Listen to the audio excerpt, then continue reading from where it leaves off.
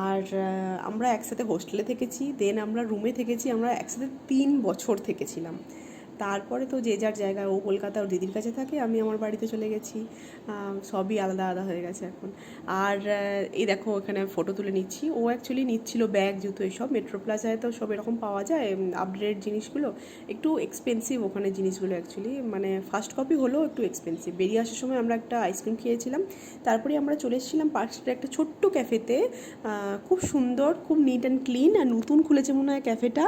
ভালো, এমনি তো দেখতে তো খুবই ভালো, কিন্তু খাবারগুলো আমার অতটাও ভালো লাগেনি। আর খাবারের না ওর ফুড অপশানও একটু কম ছিল, হয়তো নতুন খুলেছে বলে ফুড অপশানটা কম, সেটাও হতে পারে। তো আমরা এখানে দুটো মকটেলস নিয়ে নিয়েছিলাম, আর তার সাথে নিয়েছিলাম ফিশ অ্যান্ড চিপস আর একটা পাস্তা, কারণ আমরা দুজনই ভীষণ পাস্তার ফ্যান।